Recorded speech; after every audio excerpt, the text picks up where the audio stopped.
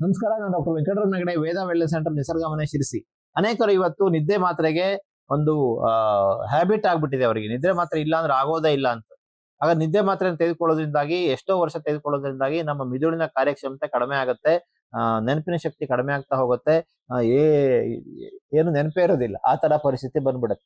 So ಹಾಗೆ ನಿದ್ದೆ ಮಾತ್ರೆಯನ್ನ ಅಷ್ಟು ತುಂಬಾ ವರ್ಷಗಳ ಕಾಲ ತೆಗೆದುಕೊಳ್ಬಾರ್ದು. ಹಾಗಾದ್ರೆ ಅದರ ಬದಲಿಗೆ ಏನು, ನಂಗೆ ನಿದ್ದೆ ಬರ್ಬೇಕು.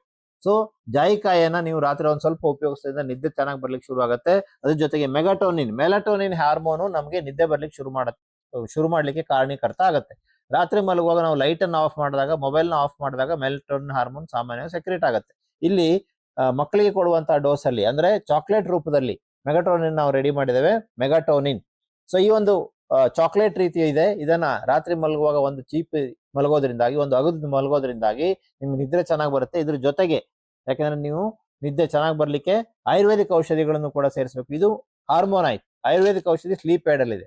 ಸ್ಲೀಪ್ ಏಡ್ ಅಲ್ಲಿ ನಿದ್ರೆಗೆ ಬೇಕಾದಂತ ಔಷಧಿಗಳನ್ನ ನಾವು ಹಾಕಿದ್ದೇವೆ, ಜಟಾಮಾಂಸಿ ಅಂತ ತರದ ಔಷಧಿಗಳನ್ನ. ಇದೆರಡರ ಕಾಂಬಿನೇಷನ್ ನಿಮಗೆ 1 ತಿಂಗಳಲ್ಲಿ ಸರಿಯಾಗಿ ನಿದ್ರೆ ಬರೋಂಗ್ ಮಾಡ್ಲಿಕ್ಕೆ ಶುರು ಮಾಡುತ್ತೆ. 3 ತಿಂಗಳ ತೆಗೆದುಕೊಳ್ಳಿ, ನಿಮ್ಮ ನಿದ್ದೆ ಪ್ಯಾಟರ್ನ್ ನಾರ್ಮಲ್ ಮಾಡುತ್ತೆ. ಕನಿಷ್ಠ 7 ತಾಸು ಸೌಂಡ್ ಸ್ಲೀಪ್ ಅನ್ನ ಕೊಡ್ಲಿಕ್ಕೆ ಶುರು ಮಾಡುತ್ತೆ. ಹಾಗಾಗಿ ನಿದ್ರಾಹೀನತೆ ಸಮಸ್ಯೆಗೆ ಗುಡ್ ಬೈ ಹೇಳಿ, ಸ್ಲೀಪ್ ಏಡ್ ಹಾಗೂ ಮೆಗಾಟೋನಿನ್ ಉಪಯೋಗಿಸಿ ನೋಡಿ.